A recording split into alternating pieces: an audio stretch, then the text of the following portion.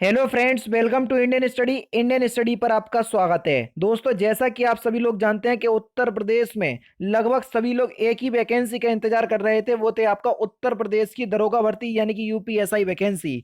आप लोगों का जो मेहनत है वो कहीं ना कहीं सफल होते हुए दिख रही होगी, क्योंकि आज ट्विटर पे ट्रेंड चल रहा था मोदी रोजगार दो। तो उसी की अपेक्षा आप लोगों के लिए यूपीएसआई की जो विज्ञप्ति है वो जारी कर दी गई है। जी हाँ दोस्तों, ये उत्तर प्रदेश प्रोन्नति बोर्ड की ऑफिशियल साइट है, जिसमें आप लोगों के लिए यूपीएसआई के 9535 पद जो है वो आप लोगों के लिए आरक्षित कर दिए गए हैं। तो जैसे ही आप यूपीएसआई की या उत्तर प्रदेश प्रोन्नति बोर्ड की ऑफिशियल साइट खोल करके देखेंगे तो आपके सामने नया नोटिफिकेशन आपको दिख रहा होगा। जैसे ही आप इस नोटिफिकेशन पे क्लिक करेंगे तो आपके सामने एक पीडीएफ खुल करके आएगी।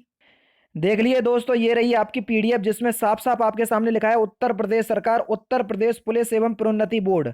ठीक है, ये आपकी जो पीडीएफ है वो आज के डेट में ही आप लोगों की जारी की गई है। इसमें लिखा है पुलिस महानिदेशक उत्तर प्रदेश लखनऊ द्वारा प्रेषित अधियाचन पत्र संख्या, ये लिखा हुआ है।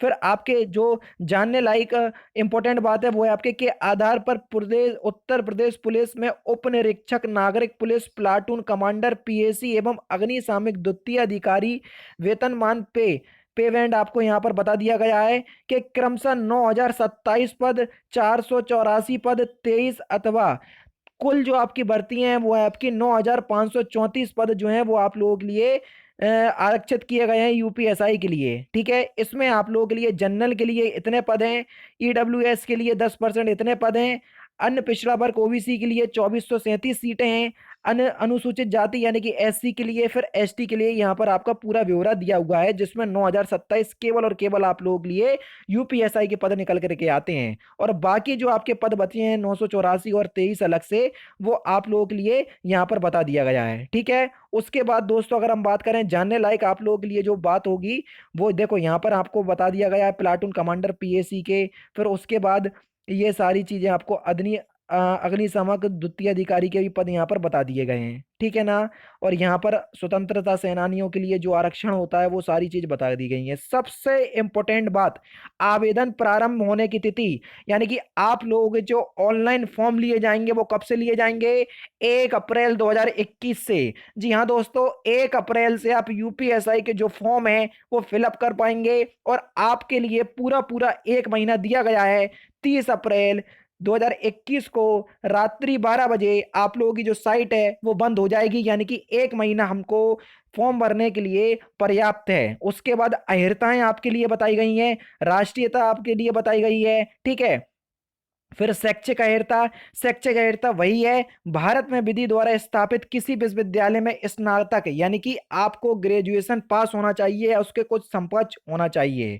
ठीक है, फिर यहाँ पर आप लोगों के लिए अधिमानी अहर्ताएं बताई गई हैं, आपके पास हैं तो ठीक है। अब आयु जो आप लोगों के लिए सबसे बड़ा डाउट है, भर्ती के लिए आवश्यक है कि अभ्यर्थी ने 1/7/2021 यानी कि 1 जुलाई 2021 को 21 वर्ष की आयु प्राप्त कर ली हो और 28 वर्ष की आयु की पूर्ण ना कर सका हो। यानी कि आप लोगों के लिए जो एज का क्राइटेरिया रखा है वो भी 1/7/2021 से रखा है, 21 से 28 वर्ष। ठीक है, फिर जो लोग आरक्षण युक्त हैं, जिनको आरक्षण मिलता है आयु में, एज रिलैक्सन मिलता है, उनको आपका एज रिलैक्सन दिया जाएगा, जैसा कि उत्तर प्रदेश नियमावली में अधिकारित है। ठीक है ना। यहाँ शारीरिक स्वस्थता बताई गई है, भर्ती प्रक्रिया यहाँ पर आप लोगों के लिए बताई दी गई है।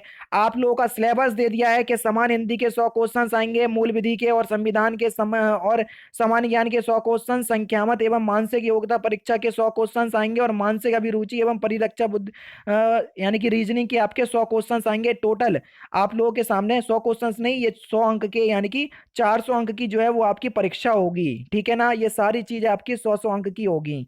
यहाँ पर आप लोगों के लिए ऊंचाई बताई गई है कि आप लोगों के लिए देखो, ओबीसी हो गया, अनुसूचित जाति हो गया, और समान यानी कि जनरल हो गया, उसके लिए जो आपकी हाइट है वो हो जानी चाहिए 168 सेंटीमीटर। उसके बाद जो अनुसूचित जनजाति केवल एसटी वालों के लिए जो हाइट है उसमें आप लोगों के लिए थोड़ी छूट दी गई है, जिसमें 160 सेंटीमीटर हो जाएगा। ठीक है, केवल एसटी वाले ध्यान रखना। सीना आपका 79 मांगा है, और फुलाव के साथ मांगा है आपका 84। उसके बाद अनुसूचित जनजातियों के लिए यानी कि एसटी के लिए 77 है और फुलाव के साथ आपका 82 होना चाहिए। टिप्पणी में यहाँ पर लिखा है न्यूनतम 5 सेंटीमीटर का जो फुलाव है वो अनिवार्य होना चाहिए। महिलाओं के लिए केवल हाइट है, वो भी कितनी है, 152 सेंटीमीटर, और महिलाएं अगर एसटी कैटेगरी से हैं तो 147 सेंटीमीटर आपकी जो है वो हाइट मान्य होगी। महिलाओं के लिए वजन भी है, वो कितना, कम से कम 40 ग्राम आपका वजन जो है वो होना चाहिए। शारीरिक दक्षता में आप सभी लोग जानते हैं 4.8 किलोमीटर आपको 28 मिनट में निकालना है, और अगर हम महिलाओं की बात करें तो 2400 मीटर यानी कि 2.4 किलोमीटर आपको 16 मिनट में पूरी करना है। ठीक है, यहाँ पर आप लोगों के लिए ये सारी चीजें दी गई हैं आप लोगों के लिए जानने के लिए, इतनी इंपॉर्टेंट नहीं है। फिर आप लोगों के लिए जो इंपॉर्टेंट होगा वो मैं आपको बता दूंगा, चिकित्सा परीक्षा यानी कि आपका ये मेडिकल के बारे में दिया हुआ है। अब एज देख लीजिए, अगर आप अनुसूचित जाति से हैं यानी कि एससी से हैं तो आपको एज में 5 साल का रिलैक्सेशन मिलेगा, और अगर आप अनुसूचित जनजाति से हैं यानी कि एसटी से हैं तो भी आपको 5 साल का क्या मिलेगा, एज रिलैक्सेशन मिलेगा। अन्य पिछड़ा वर्ग से हैं तो भी आपको 5 साल का एज में रिलैक्सेशन मिलेगा। उसके बाद आर्थिक रूप से कमजोर वर्ग में अगर हो तो आपको कितने साल का, ये यहाँ पर कुछ नहीं दिया हुआ है, वो भी घोषणा पत्र, ये सारी चीजें आपको वहां पर बता दी गई होंगी। ठीक है, लेकिन आप ओबीसी एससी और एसटी वाले जान लें, सबको 5-5 वर्ष का क्या है, एज में रिलैक्सेशन है। और यहाँ पर जो आप लोगों के लिए डॉक्यूमेंट चाहिए होंगे वो यहाँ पर बता दिया गया है, और डॉक्यूमेंट जो है वो उसके नीचे दिए गए हैं जहां से आप आसानी से देख सकते हैं। ये सारे डॉक्यूमेंट दिए गए हैं, प्रारूप 1 प्रारूप 2, तो यहाँ से आप आसानी से देख करके अपना चयन कर सकते हैं।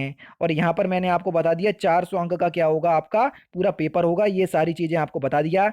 समान हिंदी का सिलेबस आपको दे दिया है, उसके बाद मूल विधि का सिलेबस आपको दे दिया है, संविधान का सिलेबस आपको दे दिया है, समान ज्ञान का सिलेबस आपको दे दिया है। बिल्कुल भी डरने की जरूरत नहीं है, एक अलग से वीडियो लेकर के आऊंगा सिलेबस की जिसमें सारी चीजें आपको बता दूंगा, जिसमें आपको मैथ का भी सिलेबस दिया हुआ है, रीजनिंग का भी सिलेबस, सारी चीजें आपको दी गई हैं।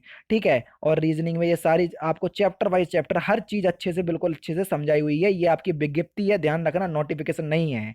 ठीक है, तो यहाँ पर आप लोगों के सामने सारी चीजें बता दी गई हैं। फॉर्म आपको कैसे अप्लाई करना है, फॉर्म में क्या क्या गलती नहीं होना चाहिए, आवेदन देखो ऑनलाइन आवेदन की प्रक्रिया, ये सारी चीज यहाँ पर बता दी गई हैं। आपको क्या क्या आपको करना है, कौन कौन सी फोटो किस साइज में लगाना है, ये सारी चीजें आपको बता दी गई हैं। फिर भी मैं आप लोगों के लिए वीडियो अलग अलग से बनाता रहूंगा ताकि आप लोगों के जो डाउट हैं वो समय समय पर क्लियर होते रहें और आप लोग अच्छे से अपनी फॉर्म जो है फिल कर सकें। और आज से ही मैं आपके प्रैक्टिस सेट लेकर के आ रहा हूँ यूपीएसआई के, बिल्कुल भी परेशान ना हो।